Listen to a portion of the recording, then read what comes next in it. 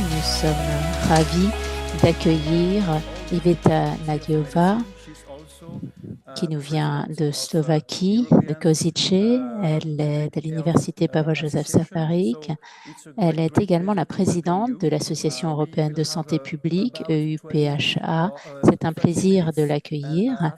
Nous allons l'entendre pendant une trentaine de minutes et puis nous pourrons échanger. Je vous invite à bien vouloir accueillir le professeur Iveta Nagyová. Bonjour. Bonjour, mesdames et messieurs, chers collègues. C'est un vrai plaisir pour moi d'être avec vous aujourd'hui. Et je voudrais vous remercier, Grégory, d'avoir bien voulu m'inviter. Félicitations, félicitations pour votre congrès, parce que je crois avoir entendu que vous attendiez 200 participants et que nous sommes quelques 600. Donc, je pense que le moment est particulièrement bien choisi pour parler des interventions non médicamenteuses. Et aujourd'hui, j'aimerais vous parler de l'état des lieux des INM et de la santé publique en Europe. Je voudrais commencer par vous présenter le contenu de ma présentation. Je vais vous parler de 4 éléments. Tout d'abord, j'aimerais vous présenter l'Association européenne de santé publique, le UPHA, afin que vous sachiez ce que nous faisons, si jamais cela vous intéressait de coopérer avec nous. Deuxièmement, j'aimerais vraiment intégrer les INM dans le contexte de la santé publique et tout particulièrement dans le contexte des maladies non transmissibles qui sont l'un des plus grands défis de santé publique aujourd'hui. Et je voudrais vous expliquer pourquoi les connaissances comportementales et culturelles ou les INM pourraient être l'une des solutions et quelles sont les étapes à venir. Et je voudrais vous parler notamment de la transmission, la traduction des connaissances. Alors, EUPHA regroupe des associations de santé publique dans la région européenne. Elle a été créée en 1992. Il s'agit d'un réseau de plus de 40 000 professionnels de santé. Nous comptons quelques 83 membres de 47 pays de la région Europe de l'OMS. Il y a également des associations de santé publique nationale qui regroupent un réseau de 4 000 jeunes professionnels. J'ai oublié de vous dire que nous regroupons à la fois des associations de santé publique, mais également des institutions. L'Association européenne de santé publique est l'organisation à qui l'on s'adresse pour avoir des informations sur la santé publique qui soient indépendantes et fondées sur des preuves. Ce que nous faisons, c'est que nous partageons des éléments de preuve avec les décideurs politiques et les citoyens pour contribuer à une prise de décision éclairée. Nous souhaitons que la santé publique en Europe ait vraiment une voix qui soit entendue. Nous faisons cela par un plaidoyer pour faire passer le message après nos analyses et puis nous agissons. Nous avons vraiment un plan en 3A, analyse, advocacy ou plaidoyer et action. Nous souhaitons être donc triple A en Europe. Alors l'outil de l'EUPHA, c'est la conférence européenne de la santé publique qui regroupe en principe 2500 participants. Cette année, nous avons déjà 3000 personnes inscrites, donc nous avons dû clore les inscriptions pour cette conférence qui aura lieu à Lisbonne. Alors je sais qu'il y a des conférences qui regroupent encore plus de personnes, mais nous avons 60 sessions parallèles et vous voyez vraiment un programme très complet. Par ailleurs, nous publions la Revue européenne de la santé publique. Il s'agit d'une revue scientifique qui est très suivie. Et puis, autre élément que nous utilisons, c'est la Semaine européenne de la santé publique. Je voudrais vous dire en quelques mots ce que nous faisons à l'occasion de cette Semaine européenne de la santé publique. En fait, pendant une semaine, qui se tient généralement au mois de mai, nous Nous célébrons la santé publique. Notre partenaire, c'est l'OMS et la région Europe.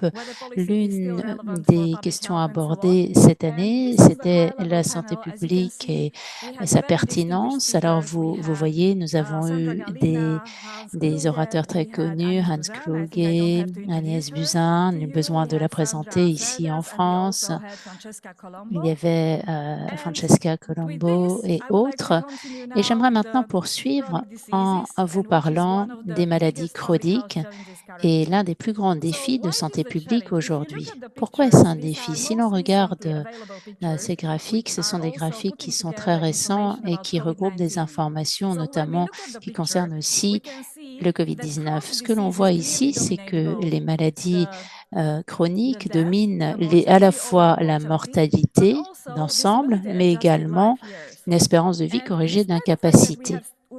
Et en dépit du fait que le COVID-19 soit déjà dans ces chiffres, on voit qu'en bleu que les maladies chroniques sont vraiment un problème crucial. Pourquoi est-ce qu'on a une telle augmentation des maladies chroniques? C'est lié à plusieurs facteurs. Tout d'abord, c'est lié au vieillissement de la population. Je ne vais pas entrer dans les détails de cette infographie ici, mais vous avez vu l'augmentation de l'âge de la population au cours des dernières décennies. Alors, quel est le problème? C'est qu'avec le vieillissement de la population, certes, les citoyens vivent plus longtemps, mais pas nécessairement en bonne santé.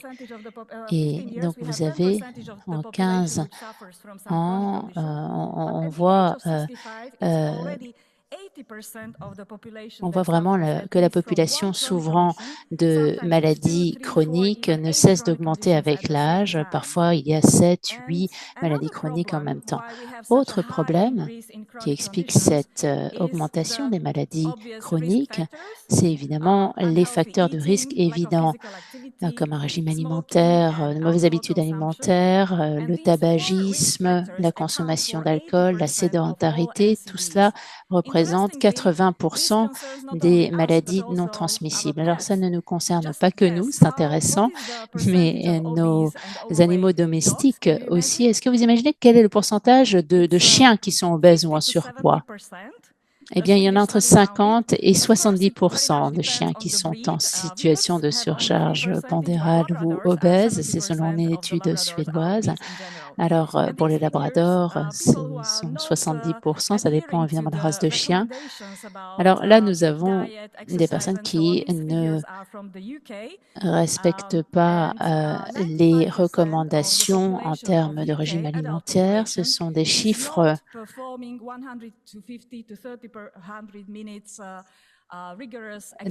du Royaume-Uni. En fait, 95% des Britanniques ne font pas une centaine ou 130 minutes d'activité physique par semaine et je pense que les chiffres sont tout à fait semblables pour les autres pays européens.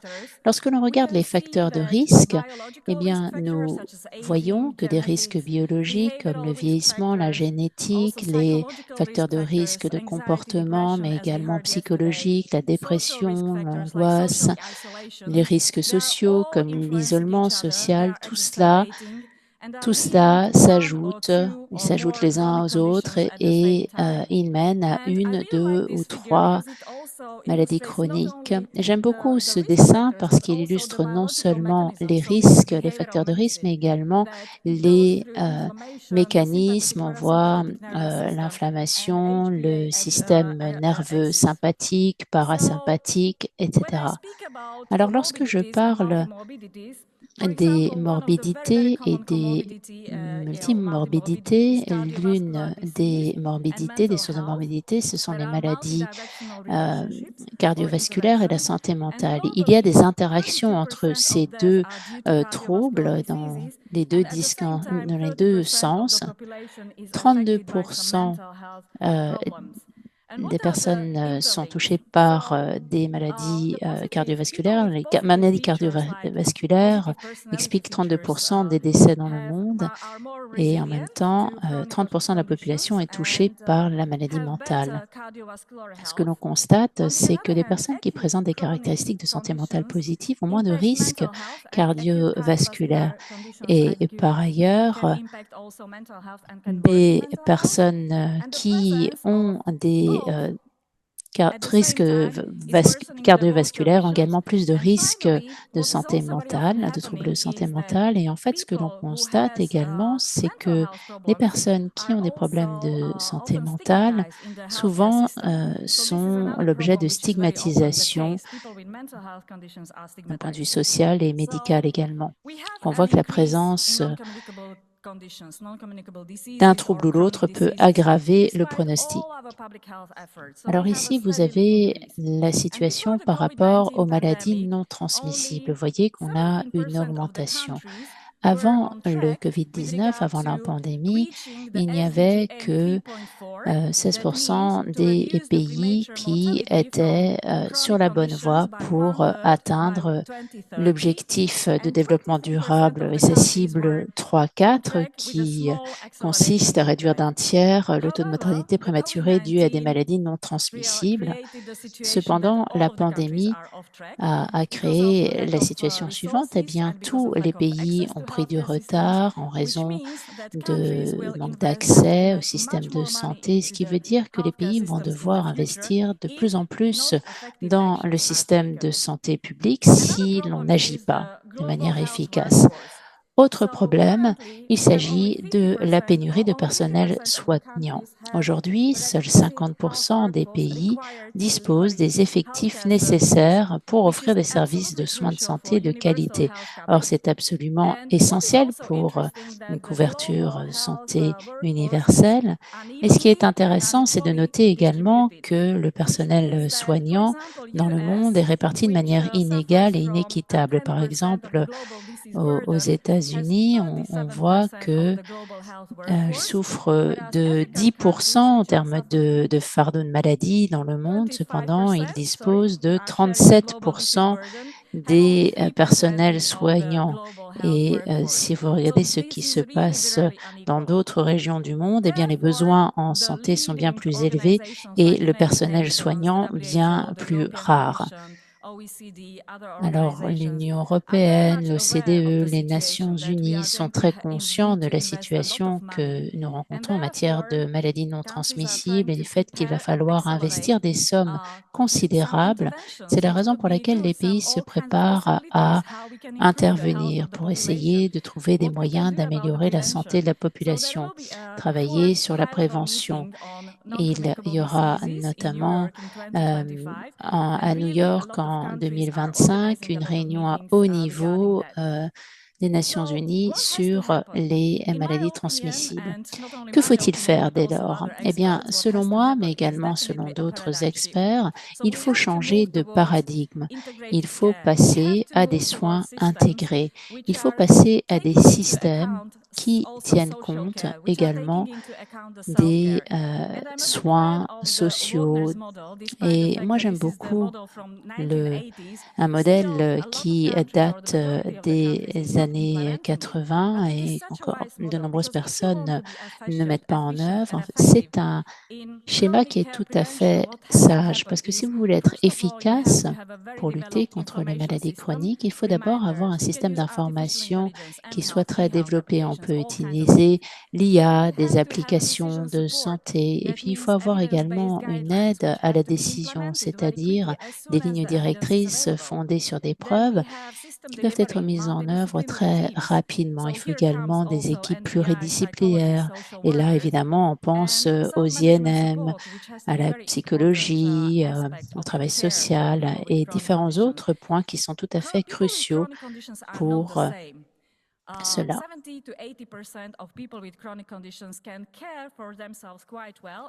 70 à 80% des personnes qui sont atteintes de maladies chroniques peuvent prendre soin d'elles de manière autonome. Donc, elles ne sont pas nécessairement des fardeaux pour les systèmes de santé. En revanche, 20% et 30% des personnes qui sont atteintes de maladies chroniques ont besoin d'être accompagnées de manière très sérieuse. Ils se rendent plus souvent à l'hôpital, par exemple.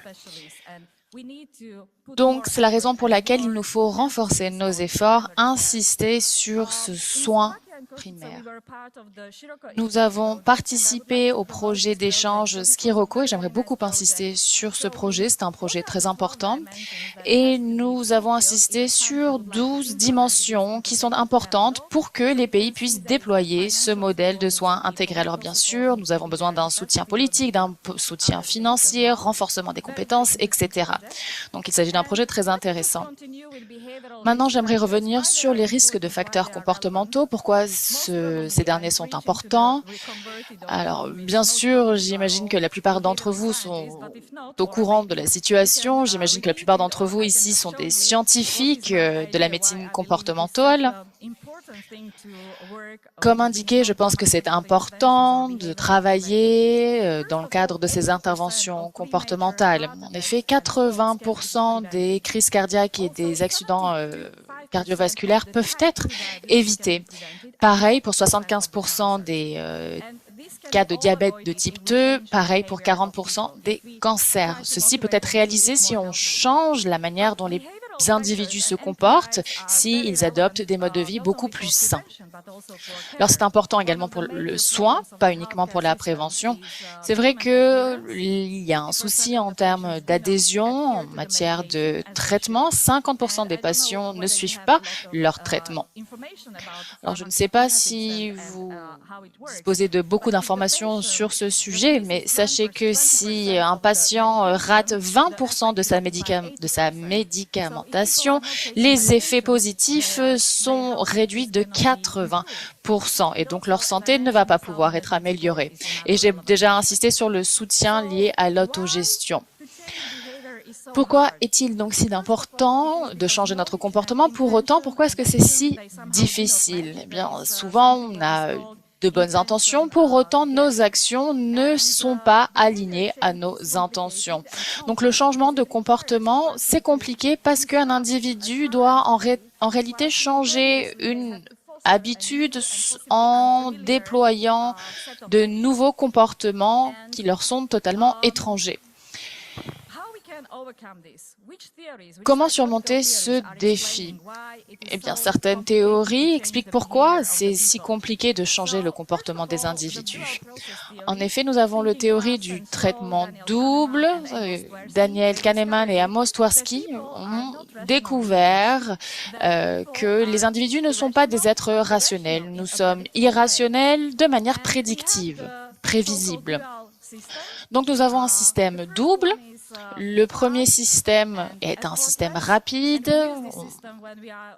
Ça ne demande pas beaucoup d'énergie d'utiliser ce système. Voilà, lorsque vous conduisez, par exemple, sur une route déserte, voilà, votre cerveau est en mode automatique. Ici, on vous demande combien est-ce que ça fait 2 plus 2. Vous savez très bien que ça fait 4. Vous n'avez pas besoin de réfléchir. Nous avons un second système qui est plus lent.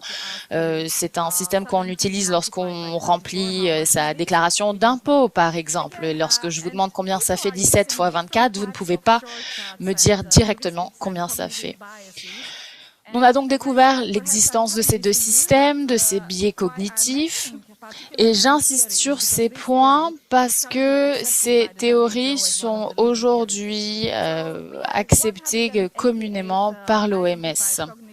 Donc, des biais cognitifs ont été identifiés, des questions liées à l'heuristique sont des choses qui sont utilisées assez régulièrement. Vous avez l'effet IKEA, par exemple. L'effet IKEA, qu'est-ce que c'est? Eh bien, admettons que vous construisiez quelque chose vous-même avec votre propre main, eh bien, les répercussions seront davantage positives. Cependant, ces biais cognitifs sont de véritables obstacles. Nous l'avons vu avec la COVID-19.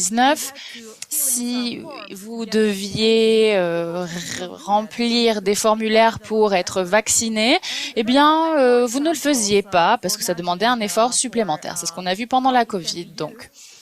Maintenant, regardons avec cette diapositive quelques exemples d'initiatives qui ont été déployées. On a des retours sur la prescription d'antibiotiques. On a des initiatives concernant la sécurité des patients, sur l'augmentation des dispositifs de nettoyage des mains dans les hôpitaux, notamment le nettoyage des ordinateurs que les docteurs et les médecins utilisent à l'hôpital. Alors, ce sont de bonnes initiatives, mais elles ne sont pas suffisantes. Il nous faut nous appuyer sur d'autres théories un peu plus complexes. Passons donc à une autre théorie qui est aussi acceptée par l'OMS et qui est aussi promue par l'OMS. On parle ici d'une théorie de Susan Miggy, notamment concernant le changement de comportement basé sur des théories. En effet, il nous faut dans un premier temps avoir des compétences mentales et physiques pour changer. Ce sont des changements intrinsèques, des motivations intrinsèques, externes ou externes. Alors, c'est peut-être vous qui allez prendre la décision d'arrêter de fumer. Une motivation externe, là, ça peut être par exemple le gouvernement qui va augmenter les taxes sur les cigarettes. Donc, les gens arrêtent de fumer éventuellement parce que ça va leur coûter beaucoup trop cher. Il y a également d'autres exemples avec l'opportunité. Vous avez un environnement différent qui vous motive vos changements de comportement. Nous avons donc le COMB, le modèle COMB, à quoi s'ajoute une roue du changement de comportement. Il y a plusieurs catégories ici qui peuvent être utilisées pour changer le comportement. C'est un modèle qui utilise 93 théories, 93 techniques de changement du comportement. C'est une sorte de table périodique des techniques du changement. J'aimerais partager quelques exemples ici, notamment en matière de répétition et de substitution. Il s'agit d'une étude slovaque. Nous avons comparé les effets d'une marche rapide, de la marche nordique, comparée à une marche classique. Il s'agit d'une étude qui a été menée sur 3 semaines. On a suivi la fréquence de l'exercice physique. Vous aviez plusieurs groupes et donc il y avait un groupe qui marchait rapidement et un groupe qui marchait plus lentement. Et on s'est rendu compte que la marche nordique était beaucoup plus efficace. Donc si vous pouviez remplacer une activité par une autre activité, eh bien celle-ci était bien plus importante et les répercussions étaient bien plus efficaces. Les participants ne s'en étaient pas rendus compte que grâce à la marche nordique, ils pouvaient stimuler davantage leurs muscles, leur cœur, et les résultats étaient donc positifs, comme je l'ai indiqué. Autre exemple, la planification et les objectifs. Là, on parle d'engagement comportemental. Ce sont des individus qui s'engagent à faire du sport, ils s'engagent publiquement à faire du sport. Et donc, ces individus sont plus susceptibles à suivre ces nouvelles techniques, ces nouveaux comportements. Nous avons des exemples nombreux où les individus, comme je vous le disais, s'engagent à faire du sport plusieurs fois par semaine. Et s'ils ne le font pas, eh bien, ils vont devoir financer certaines œuvres caritatives ou alors donner de l'argent à l'un des membres de leur famille. Donc, ce sont des programmes spécifiques qui poussent au changement de nos comportements. Autre exemple, qui est tout aussi important ici dans ce contexte, c'est l'architecture. En effet, la manière dont nous concevons nos bâtiments peut améliorer notre santé et notre mode de vie. Par exemple,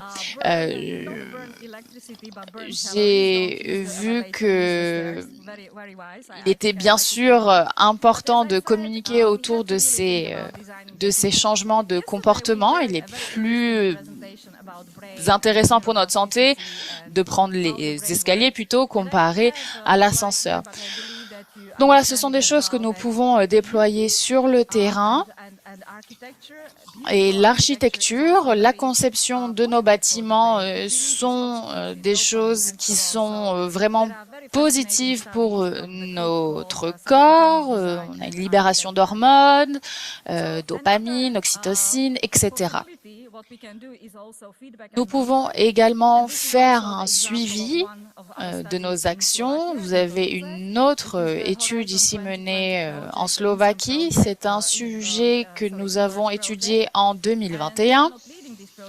Alors, ce n'est pas un projet que nous, on mène. Nous sommes des partenaires. Dans le cadre de ce projet, on a étudié des applications qui mettent en avant la santé mentale, notamment pour faire face à des troubles de santé mentale. Et ils ont utilisé ce qu'on appelle la méthodologie d'échantillonnage basée sur l'expérience. L'objectif était de comprendre ce qui se passait concrètement pour les patients. C'était important également dans le cadre de l'adhérence à la médicamentation, c'est de comprendre pourquoi est-ce que certains patients ne prenaient pas leurs médicaments. Par ailleurs, sachez qu'il y a plus de 330 000 applications liées à la santé sur les différents App Store. Cependant, nombre de ces applications n'utilisent pas des données basées sur des données probantes, excusez-moi, et il y a également des problèmes liés à la protection des données. Et si vous développez ces applications en tant que outil médical, ça peut provoquer des répercussions néfastes car la plupart de ces produits ne sont pas destinés aux soins en tant que tels. J'aimerais partager également d'autres recherches que nous avons faites en Slovaquie dans le cadre de la médecine comportementale. Nous avons travaillé avec une petite équipe sur 10 ans. Nous avons regardé de très près 15 maladies chroniques. On a regardé 8000 dossiers patients et nous avons mené des analyses. Ces analyses ont été publiées dans nos différentes revues. Et c'est vrai que lorsqu'on regarde la plupart des termes qui sont utilisés dans ces articles, les termes suivants étaient les plus importants: patient, qualité de vie, maladie cardiovasculaire, sclérose en plaques, etc. Vous avez dépression, anxiété, donc beaucoup de sujets sociaux, psychologiques, et vous retrouvez également d'autres termes qui sont vraiment importants dans le cadre de cette étude. Alors peut-être que ça ne vous dit pas grand-chose, mais vous savez, pour les pays d'Europe centrale et d'Europe orientale, ça reste quelque chose d'assez concluant. Lorsque nous étudions ces maladies chroniques, nous nous sommes rendus compte que la plupart ont le même schéma. Les individus qui ont les mêmes maladies chroniques sont confrontés aux mêmes problèmes. Donc ça commence par la pathologie au niveau moléculaire. Vous avez des répercussions sur votre corps, vous avez du mal à vous déplacer. Ensuite, vous avez une limitation fonctionnelle. Vous ne pouvez pas aller faire vos courses, par exemple. Vous ne pouvez plus nettoyer votre intérieur. Et ceci a des répercussions sur la qualité de vie des individus, mais également sur la famille dans sa globalité. Il y a également certains facteurs qui viennent accélérer ou réduire ce processus de détérioration. Nous avons donc des facteurs individuels, l'ethnicité, l'âge, le genre, à quoi s'ajoutent d'autres facteurs extra-individuels, la qualité du système de santé, par exemple.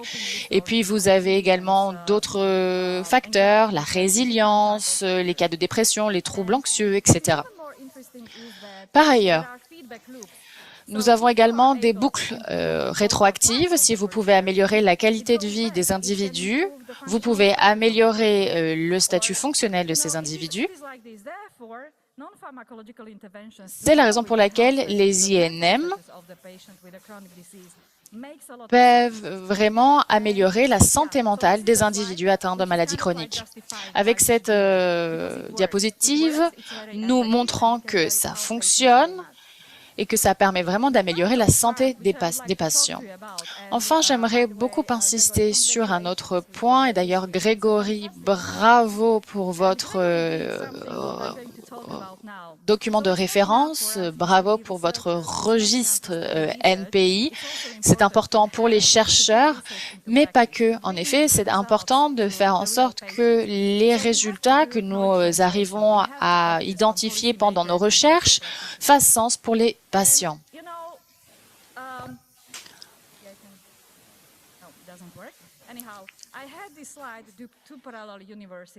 Cette diapositive vise deux mondes différents, les chercheurs, les représentants de la classe politique. Très souvent, les professionnels de la santé ont confiance en eux, ils savent très bien ce qui se passe sur le terrain. Et donc, on se dit clairement que c'est du bon sens. On sait qu'on doit faire du sport, on va forcément faire du sport, c'est bon pour la santé. Or, ce n'est pas le cas. Car en réalité, ce n'est pas tant une question de message, ce n'est pas tant une question d'information et de connaissance, ce ne sont pas ces concepts qui vont pousser un éventuel changement de comportement. On le sait, les individus ne sont pas forcément rationnels, ils sont parfois irrationnels, et un individu rationnel peut être irrationnel pour quelqu'un d'autre. Donc, je vous invite vivement à lire cet article de Kelly et Barker qui insiste sur ces différents points et ce distinguo qu'il faut faire entre les professionnels de santé et les décideurs politiques. Et c'est la raison également pour laquelle il est important de travailler avec les décideurs politiques. J'aimerais revenir également sur le concept de l'écart faire savoir. Il y a un écart entre ce que nous savons et entre ce que nous faisons. Donc, la science et les avancées scientifiques aujourd'hui, bien sûr, augmentent, sont de plus en plus concluantes. Pour autant, le déploiement sur le terrain, lui, est à la traîne. Dans le monde médical, parfois, ça prend 17 ans pour mettre sur pied des mesures qui découlent de recherches scientifiques. Il faut attendre 17 ans. Qu'en est-il pour les INM? Je ne sais pas s'il existe aujourd'hui des statistiques. Par ailleurs, quand on insiste sur les patients qui sont confrontés à des problèmes physiques, on a tendance à se tourner vers la médicamentation. Seulement 55% des patients reçoivent les soins recommandés et entre 20 et 25% des patients reçoivent des soins qui ne sont pas nécessaires ou qui peuvent être également dangereux pour leur santé. Dans le contexte de nos résultats basés sur des données probantes, nombre de scientifiques indiquent que beaucoup d'interventions peuvent être positives. Pour autant, elles peuvent avoir des répercussions sur la santé d'autres patients. Donc, il faut être vraiment très prudent lorsqu'on utilise ces différentes recherches basées sur des données probantes.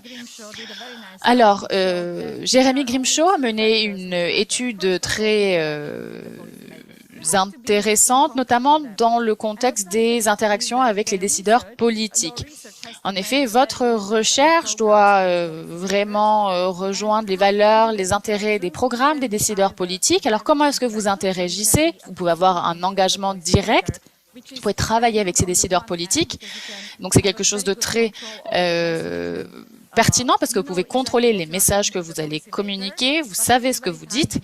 Pour autant, ça prend du temps. C'est vrai que les décideurs politiques, parfois, vous demandent de revenir vers eux d'ici 1 heure, d'ici 2 heures. Moi, on m'a déjà demandé de répondre en 15 minutes. J'ai répondu en 16 minutes et c'était déjà trop tard. Donc, vous pouvez avoir des échanges indirects pour pouvoir travailler avec des groupes d'action de plaidoyer avec certaines organisations pour pouvoir faire entendre votre voix. Et puis, vous pouvez enfin travailler avec la presse. Lorsque vous travaillez également avec les réseaux sociaux, avec la presse, ça peut être vraiment positif. Vous pouvez mieux contrôler les messages, même si vous contrôlez même si vous contrôlez tout de même ce message un peu moins, parce que les journalistes peuvent également modifier ce que vous dites. Donc, c'est quand même quelque chose d'important, mais qu'il faut toujours garder à l'esprit de manière vigilante. Lorsque l'on travaille avec les décideurs politiques, on peut échanger à l'occasion d'autres événements. Vous avez des exemples ici à l'écran. On travaille, nous, avec l'OMS, avec la Commission européenne. Vous avez également certains exemples ici de comités consultatifs. Alors l'objectif, ce n'est pas de vous montrer que oui, nous sommes très intelligents, mais ça vous montre que plusieurs organisations vous fournissent nombre d'opportunités.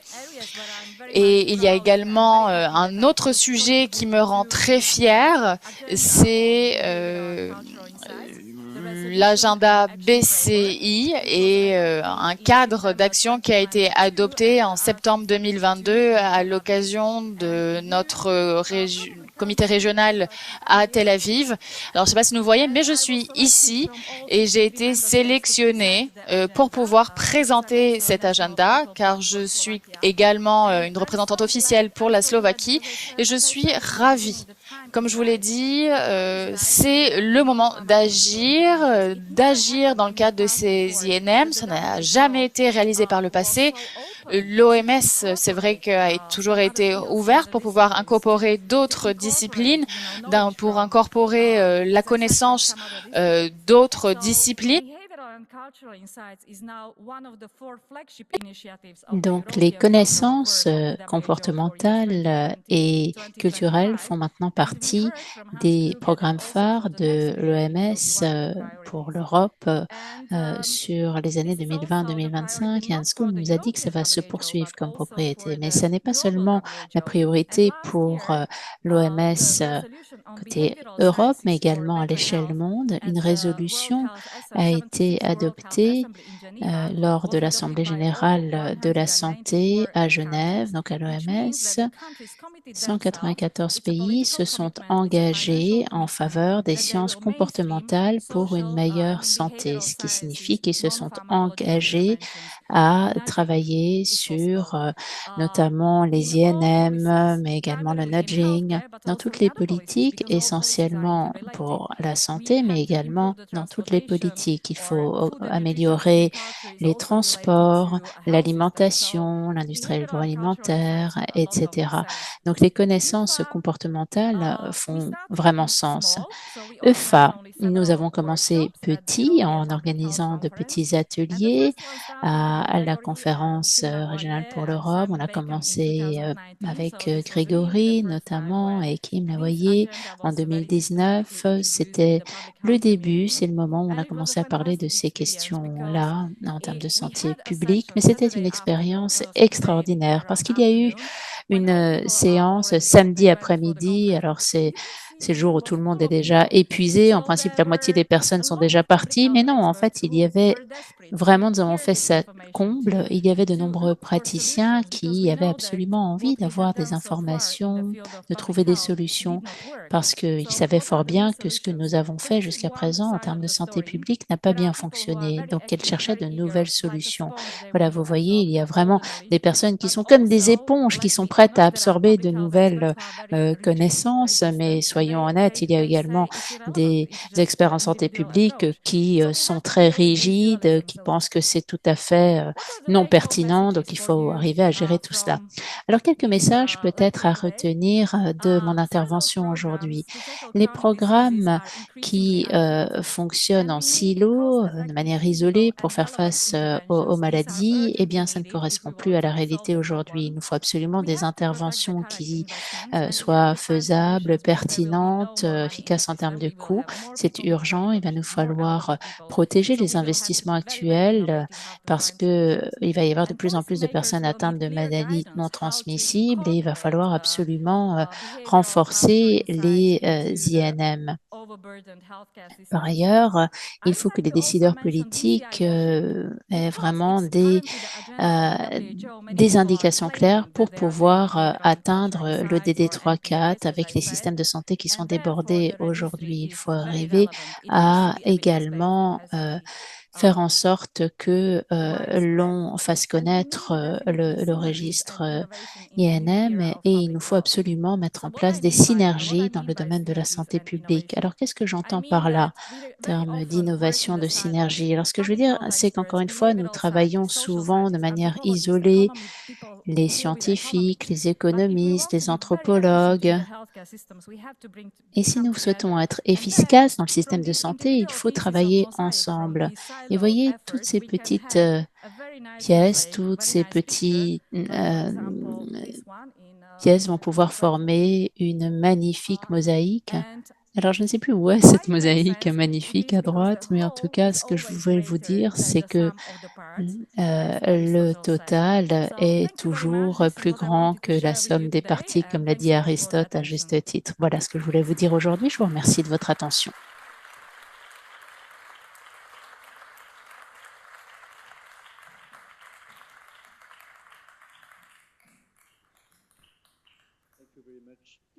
Merci beaucoup, Iveta. Merci de cette présentation.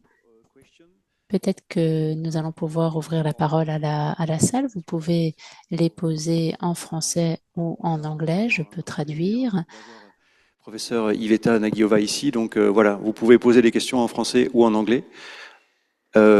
Et Monsieur Brier, please. Thank you very much. Est-ce que le micro fonctionne? Oui, c'est bon. Profitez. Oui, merci beaucoup, Iveta, pour cette présentation. J'ai travaillé pour beaucoup d'organisations, y compris l'OMS, notamment sur la question du renforcement de la santé publique et des ressources humaines pour la santé publique. Et vous nous avez montré un graphique dans votre présentation en nous montrant qu'il y avait très peu de ressources humaines en santé par rapport au fardeau des maladies. Et c'est vrai qu'avec les INM, avec les interventions non médicamenteuses, eh bien, nous allons pouvoir compter sur un personnel différent qui n'est pas le personnel soignant, mais qui sont des personnes qui ne sont pas officiellement reconnues dans le personnel soignant, mais qui vont vraiment pouvoir nous aider beaucoup. Est-ce que vous pouvez nous en parler un peu plus, peut-être comment arriver à intégrer ces spécialistes du soin finalement? Oui, merci beaucoup. C'est une excellente question, un très bon commentaire, parce qu'en effet, dans le nouveau système de soins moderne, on devrait avoir vraiment, non pas une hiérarchie, mais un système dans lequel tous les personnels qui agissent pour la santé du patient coopèrent entre eux. C'est-à-dire qu'il faudrait qu'il y ait des coordinateurs de santé. Ça n'existe pas dans la plupart des pays.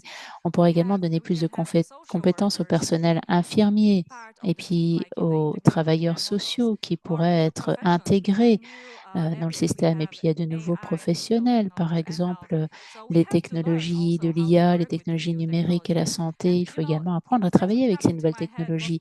Et alors, je ne sais pas ce qu'on peut faire exactement, mais je suis sûre qu'il y a beaucoup à faire. Et lorsque vous me posez une question sur EFA, sur mon association. Alors, je ne l'ai pas dit au départ, mais je m'étais dit que j'aurais l'occasion d'y revenir. EFA, c'est une organisation très unique. Elle est vraiment pluridisciplinaire. Nous avons 29 sections thématiques, maladies chroniques, santé mentale, maîtrise des maladies infectieuses. Mais nous avons également des sous-groupes sur la santé publique en secteur urbain, et le président de ce groupe-là est un architecte. Nous travaillons également sur la déontologie dans la santé publique et moi-même, je ne suis pas médecin, je suis psychologue clinique de formation et c'est la première fois qu'il y a un président de cette association qui n'est pas médecin. Donc, vous voyez, dans mon association, le FA, nous avons des idées que nous essayons de promouvoir, notamment pour le renforcement des capacités. Nous aidons les associations nationales de santé publique à renforcer le personnel soignant. Nous avons d'ailleurs un groupe qui travaille sur le personnel soignant et qui essaie de voir comment faire face à la pénurie de personnel soignant et comment arriver à renforcer le système de soins de santé. Merci de cette question. Je vous en prie. Oui, merci. Anne Lieuteau de la société INM, Conseil scientifique. Je suis très frappée par votre présentation. J'ai trouvé qu'elle était passionnante. Alors, je ne suis pas experte des systèmes de santé et j'aurais aimé vous demander de préciser une chose. Vous avez évoqué les maladies non transmissibles et je me suis demandé quel était le lien avec les maladies chroniques auxquelles vous avez la plupart du temps fait référence, et au sein de ces maladies chroniques, il y a de nouveaux troubles parce que nous savons qu'il y a des liens, ou en tout cas on sent qu'il peut y avoir des liens entre eux. Est-ce que vous pourriez peut-être préciser les choses? Oui, en fait, j'utilise un terme ou l'autre de manière interchangeable, et moi je n'aime pas beaucoup le terme maladie non transmissible. C'est pour cela, mais c'est le mot qui est utilisé, c'est un terme qui est utilisé par l'OMS Europe, et donc c'est la raison pour laquelle sur certaines de mes planches, j'ai parlé de maladies non transmissibles, mais je préfère parler de maladies chroniques parce qu'on peut avoir un trouble chronique qui peut démarrer de manière infectieuse, par exemple le COVID-19. Maintenant, il y a le long COVID, mais le COVID long, mais il y a d'autres exemples. Donc, je dirais que dans le cadre des INM, il est plus pertinent de parler de maladies chroniques ou de troubles chroniques parce que ce qu'il y a également, c'est le paradoxe d'incapacité, c'est-à-dire que parfois, certaines personnes, en dépit de leur maladie chronique, ont toujours une très bonne qualité de vie, c'est-à-dire qu'elles peuvent continuer à travailler, à participer aux activités de la société, à s'intégrer dans des réseaux. Et donc, en dépit de leur maladie, ces personnes sont toujours très heureuses. Donc, je dirais que troubles chroniques, chronic conditions, est même plus adapté. Comment vivre avec ces troubles chroniques. Et parfois, on ne dit pas une personne cardiaque, mais une personne souffrant de troubles cardiaques. Et je pense que c'est plus pertinent, ou vivant avec des troubles cardiaques. Une autre question peut-être? En français ou en anglais, comme vous préférez, madame? Peut-être n'hésitez pas à vous présenter avant de poser la question. D'accord.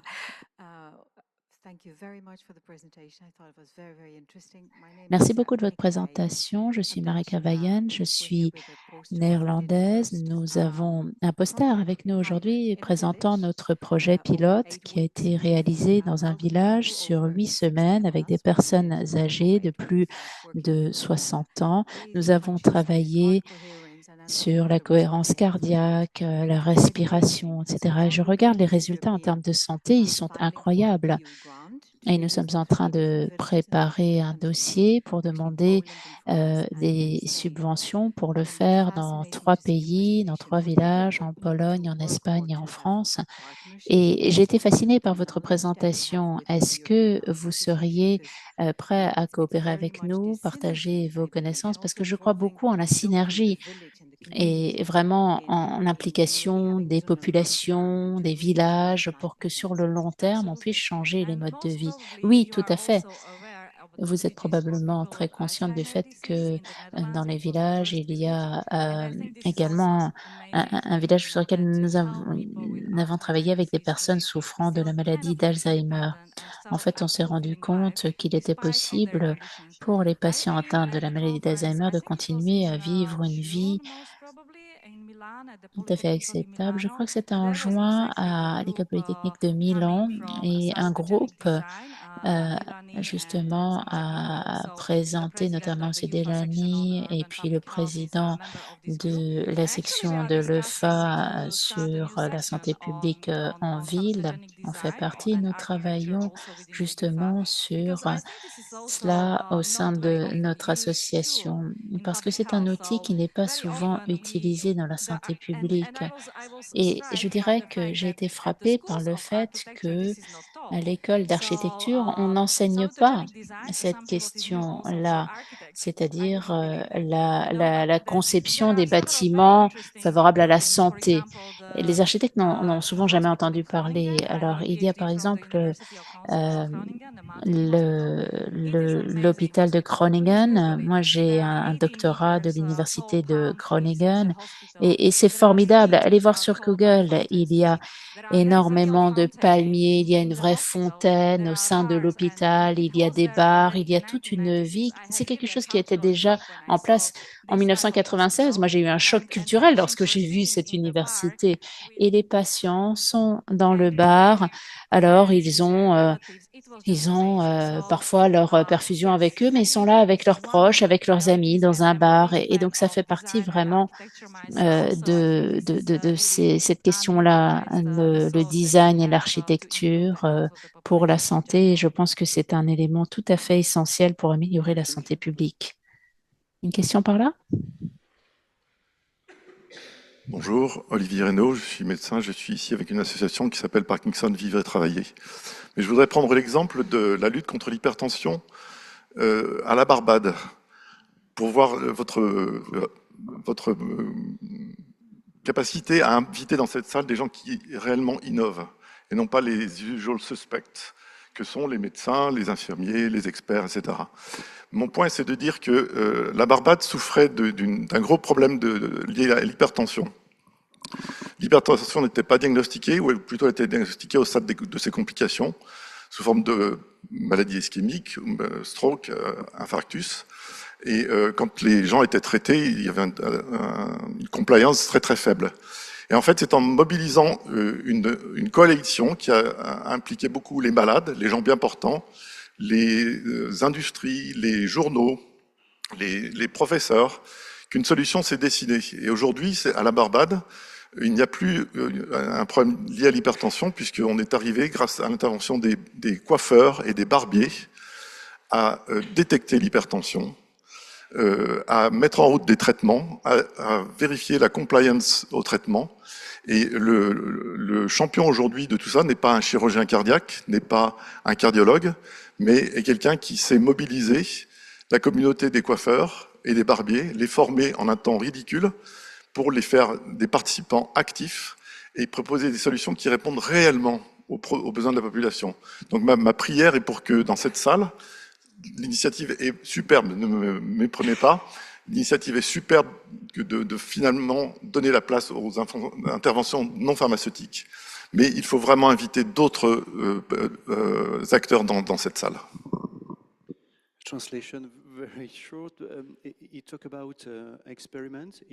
Alors très rapidement, il a parlé d'une expérience qui a été menée à Barbade avec la population qui souffrait d'hypertension et tous les acteurs, y compris les barbiers, les coiffeurs. C'est pas que je trouve que c'est bien, mais... Bon, pour tous ceux qui ne connaissent pas l'histoire de l'hypertension à la Barbade, eh bien, je vous invite vraiment à lire quelque chose sur ce sujet-là. Il s'est agi de faire en sorte que l'on implique les barbiers, les coiffeurs dans la détection de l'hypertension. On s'est rendu compte à la Barbade qu'il y avait énormément de maladies ischémiques, d'AVC à la Barbade et le maire s'est rendu compte qu'il faudrait recruter des cardiologues, créer des centres spécialisés, mais finalement il a choisi une initiative impliquant les coiffeurs, les barbiers, qui sont des lieux dans lesquels les jeunes hommes se rendent souvent et il s'est rendu compte qu'en fait, tous les 2 mois, les hommes se rendaient chez le coiffeur ou chez le barbier. Donc, c'était une bonne occasion de prendre leur tension. Et allez simplement sur Google, tapez hypertension à la Barbade et vous verrez que c'est une initiative très connue. Ça a très bien fonctionné. Pas besoin de décisions politiques. Il suffit de mettre en œuvre des mécanismes simples qui fonctionnent, qui ont fonctionné, des solutions qui ont fonctionné ailleurs. Merci beaucoup. J'ai bien compris votre exemple. En fait, moi, je crois qu'il faut utiliser tous les outils à notre disposition. Je dirais que les décisions politiques, c'est important aussi parce que ça peut permettre de traiter une certaine part de la population. Mais ce que vous nous avez montré, qu'en fait, une approche tout à fait peu orthodoxe, non conventionnelle, fonctionne très bien. Et il nous faut cela absolument. Il y a des projets de prévention aussi, parfois dans les pharmacies, parce que on sait qu'il y a beaucoup de médications, des personnes qui sont en bonne santé, qui se rendent dans les pharmacies pour acheter des médicaments. Donc, il y a beaucoup de points d'information qui sont disponibles pour gérer cela. Mais en tout cas, merci d'avoir attiré notre attention sur cet exemple et sur cette possibilité. Je crois qu'avec Grégory, vous allez avoir ce type d'intervention dans le registre et on en a absolument besoin, je suis d'accord. Absolument. Question?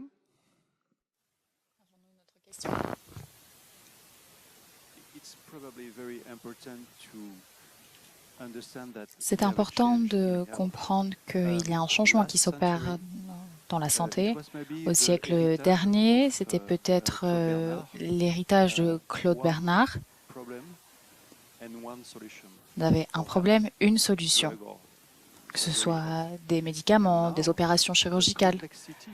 Aujourd'hui, en revanche, vous avez parlé de complexité, et la complexité des problèmes de santé implique des solutions multiples et il nous faut des systèmes de soins intégrés. C'est un besoin nécessaire pour changer la manière dont on pense la santé.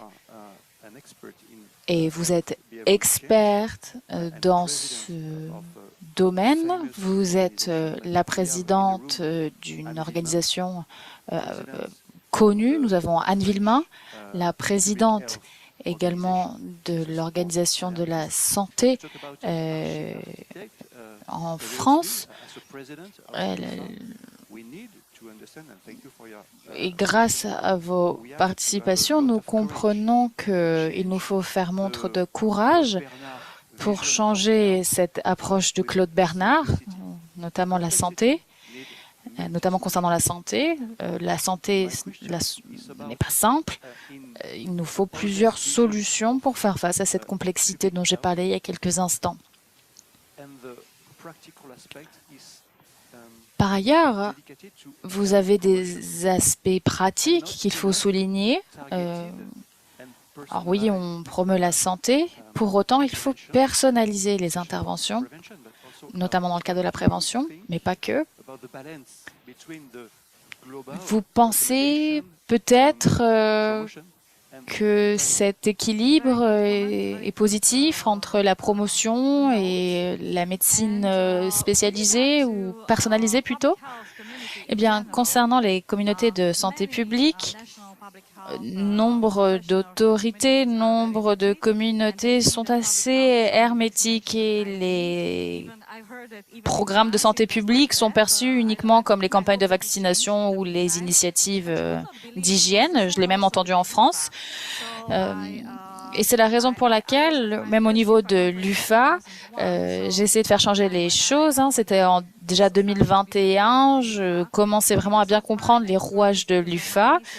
Et grâce à mon travail dans le cadre des maladies chroniques, j'ai pu, grâce au travail du directeur exécutif, de mettre sur pied un groupe sur les maladies chroniques, une section sur les maladies chroniques.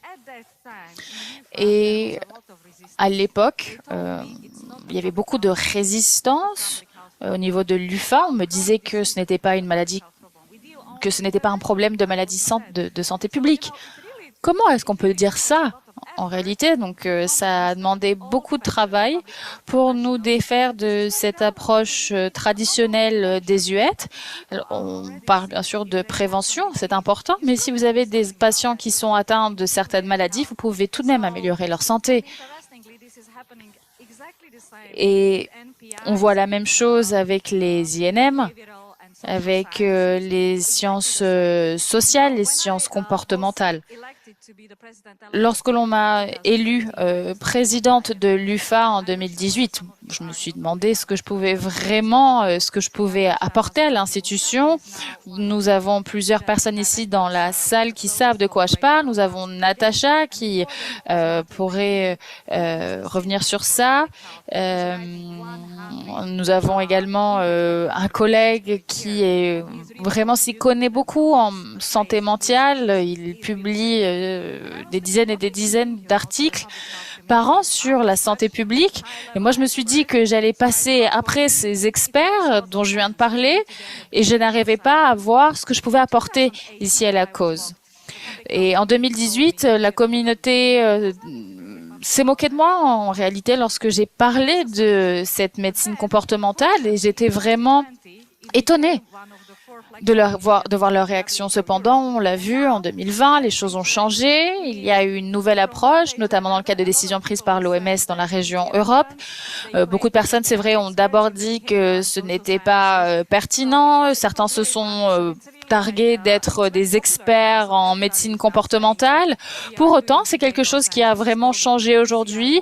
On parle beaucoup de médecine comportementale, peut-être parfois à tort et à travers. Et c'est pour ça que j'ai parlé de bashing à un moment donné. Donc, il faut pouvoir insister sur ces points et pouvoir s'assurer que ce qui est fait soit fait de manière correcte. Alors, bien sûr, il nous faut nous saisir de cet élan. Ce n'est pas quelque chose qui va durer ad vitam aeternam. Donc, nous avons une fenêtre d'action, nous, en tant que scientifiques comportementaux, pour pouvoir influencer les politiques de santé publique. En effet, Hans Kluger, qui sera bientôt la prochaine tête de l'OMS. L'actuelle tête, bien sûr, veut inclure ces concepts de médecine comportementale. Et puis on le voit même aujourd'hui, à l'occasion de cet événement, on réunit plusieurs communautés qui essaient de se motiver, qui s'invitent à plusieurs événements de la santé publique pour pouvoir traiter de tous ces sujets. Par exemple, l'année dernière ou cette année, je ne suis plus trop sûre, j'ai insisté sur un terme, notamment à l'occasion de la présentation de certains résumés. J'ai insisté sur la question des sciences comportementales. Malheureusement, nous n'avons pas reçu suffisamment de candidatures. Et pour revenir sur Evilma, elle est incroyable. Elle collabore étroitement avec l'OMS dans la région Europe. Et pour revenir sur ce que nous avons d'ores et déjà dit, sachez que nous avons travaillé sur des systèmes de pensée. Et ces systèmes de pensée sont importants à tel point que l'OMS a organisé des cours dédiés en partenariat avec d'autres universités pour pouvoir justement comprendre de manière holistique les différents systèmes qui sont finalement importants dans le cadre de la santé publique. Alors ça a l'air compliqué dit comme ça, mais son équipe et ce partenariat montrent vraiment la voie et ce sont des approches qu'il nous faut adopter, notamment pour renforcer la compétence des scientifiques comportementaux, mais également des professionnels de santé. C'est vrai que parfois, on n'est pas toujours confiant, on n'a pas forcément toujours envie de collaborer avec des domaines qu'on ne connaît pas très bien. D'autres, à l'inverse, pensent qu'ils peuvent tout apprendre très rapidement. Vous avez l'impression de lire quelque chose et que du jour au lendemain, vous êtes un expert ou une experte. Mais pour autant, en tant qu'expert de la santé publique, vous n'avez pas besoin d'être un expert ou une experte de la science comportementale. En revanche, vous devez travailler avec des experts de la science comportementale. Et c'est ce qu'il faut vraiment mettre dans la tête des gens. Il faut faire preuve d'humilité, il faut pouvoir collaborer de manière multidisciplinaire. Je suis également convaincue que nous pouvons adopter certaines techniques, certaines idées de certains domaines et les utiliser dans un autre domaine. Ce sont des sources d'inspiration très précieuses. Vous avez des opportunités très importantes ici. Une autre question? Merci, professeur Nagiova. Je travaille dans le cadre de cette société NPI. Je suis ostéopathe. J'ai entamé un processus de doctorat. Ce n'est pas chose facile. Aujourd'hui, les universités, malheureusement, n'ont pas suffisamment de ressources dans cet environnement très compétitif. Et dans le cadre également des interventions non médicamenteuses, on voit que nous avons plusieurs profils, des profils qui ne sont pas forcément réglementés dans certains pays, une réglementation juridique, bien sûr. Et donc, ma question est la suivante. Est-ce que certaines organisations, l'UFA ou autres, est-ce que certaines organisations peuvent dédier des ressources pour aider le développement de ces interventions sur la base de recherche de qualité Peut-être qu'il y aurait des ressources financières pour le déploiement de doctorats, etc. Vous savez, pour certaines professions, c'est difficile de mener une carrière dans la recherche ou d'entamer un master en sciences, par exemple. Voilà, merci. Ce n'est pas une question facile. Alors soyons honnêtes, l'EFA n'est pas une fondation. Nous n'avons pas de ressources supplémentaires pour financer de tels projets. Pour autant, l'une des priorités de l'UFA, c'est d'accompagner les pays à revenus intermédiaires ou à revenus faibles. Pour aider les pays qui ne sont pas des membres de l'Union européenne, mais qui sont membres de l'OMS et de sa région Europe. Comme je l'ai montré il y a quelques instants, nous avons des partenaires issus de 47 pays. Nous attendons encore d'autres partenaires issus de l'Europe centrale et de l'Europe de l'Est. Et vous savez, même l'association publique slovaque a été établie par l'EFA parce qu'il y avait un projet dédié, ils savaient qu'ils étaient visionnaires, ils savaient que oui, il n'y avait pas beaucoup de ressources dans ce pays, des ressources financières, mais également des ressources capacitaires, de connaissances, d'expertise, de savoir-faire. Donc l'une des visions et l'une des missions de l'UFA, c'est d'accompagner les pays. Et comme je l'ai dit, l'association de santé publique slovaque a été créée grâce à un projet que l'UFA avait soutenu. Nous avons la fondation Z Foundation et nous accompagnons des chercheurs, de jeunes chercheurs dans certains pays pour certains projets. Alors, c'est quelque chose que nous souhaitons faire de manière systématique et nous travaillons à cet effort avec l'OMS Europe.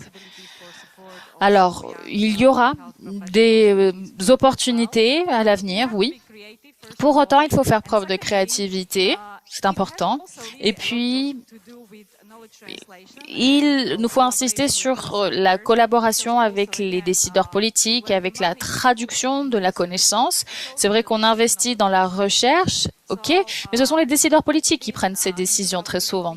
Donc à l'UFA, nous avons mené une étude pour comprendre les investissements dans la recherche en santé publique, et ce n'est que 7% des investissements. C'est un chiffre ridicule, alors que les recherches en santé publique sont très efficaces. On l'a vu avec la Covid-19, si vous faites beaucoup de prévention, vous pouvez économiser beaucoup d'argent. Donc si on investit en prévention, ce sont 14 € par individu, par exemple, qui vont pouvoir être économisés à terme en termes de coûts de santé. Par ailleurs, les recherches médicales, les recherches scientifiques doivent être rendues davantage visibles. Donc il faut qu'on les voit au chapitre et faire en sorte que les INM soient également beaucoup plus visibles. Parce que nous avons également des interventions à bas coût qui peuvent vraiment avoir des répercussions très concluantes à l'avenir. Et c'est la raison pour laquelle c'est important et très pertinent dans le cadre du travail mené par l'OMS. En effet, ça ne demande pas beaucoup d'argent de pouvoir développer des INM. Et les effets, en revanche, eux, peuvent vraiment changer la donne pour la santé des populations. Donc, c'est un travail que nous devons tous abattre.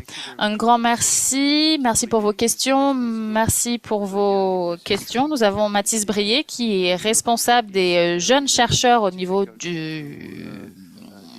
de notre société. C'est vrai que c'est compliqué de mettre sur pied des études, c'est difficile de recevoir des financements. Et c'est vrai que nous sommes tous très pris par nos carrières. C'est vrai que la recherche, pendant longtemps, a été vraiment l'apanage des chercheurs ou des universités. Et donc, les scientifiques n'avaient pas à l'époque, ou les médecins, pardon, n'avaient pas à l'époque à faire des recherches. Et donc, les chercheurs, pendant très longtemps, n'ont fait qu'identifier des problèmes sans pour autant présenter des solutions. Et les jeunes, aujourd'hui, se concentrent sur justement cette situation. Il faut changer ces comportements de recherche. Il faut vraiment changer notre approche. Par exemple, on peut demander aux patients l'intensité de la douleur, par exemple. Ce sont des choses qu'on ne pouvait pas faire, par exemple, il y a 20 ans. Il faut comprendre le mécanisme de la douleur. et il nous faut avoir des solutions pour pallier cette douleur. Donc il faut travailler main dans la main avec les architectes, avec les patients, avec les chercheurs, pour que les décideurs politiques puissent vraiment avoir conscience de la situation. Et merci pour votre travail. Il faut s'assurer que les décideurs politiques se concentrent sur ces questions, fournissent des ressources financières pour la recherche biologique, ok, mais des investissements également pour les interventions non médicamenteuses. Bien sûr, il faut insister également sur les recherches de déploiement. Comme vous l'avez indiqué, la recherche soulève des questions. Pour autant, la recherche de déploiement, elle fournit des solutions. Donc, on investit, on teste des solutions médicales qui fonctionnent dans le cadre de ces recherches basées sur le déploiement. Enfin, pour conclure, vous savez, on a tendance à être un peu optimiste ou naïf. On se dit qu'avec la santé électronique, avec l'IA, les médecins vont pouvoir utiliser ces nouvelles technologies. Ce n'est pas vrai. Ceci nécessite beaucoup de temps, beaucoup d'efforts. Les médecins doivent changer la manière dont ils travaillent. Et c'est difficile de déployer ces technologies au quotidien. Ça implique beaucoup de choses. Il y a des questions en matière d'assurance santé. C'est ce que vous faites, Grégory, par exemple. C'est important de penser ce contexte-là. On n'est pas tous censés être optimistes tout le temps. Il faut être vraiment prudent et pertinent dans la manière dont on utilise ces nouvelles technologies éventuellement. C'est une très bonne transition. On peut insister également sur l'approche transhumaniste et pas tant humaniste. C'est la raison pour laquelle il faut améliorer la qualité de notre vision humaniste. C'est la raison pour laquelle, à l'occasion de la prochaine session, nous aurons la professeure Linda Powell de l'Université de Rush à Chicago. C'est l'une des plus grandes chercheuses en médecine comportementale au monde. Elle se concentre sur l'obésité, mais elle a beaucoup de choses à partager avec nous aujourd'hui. Et la session reprendra à 11h15. Un grand merci à toutes et à tous.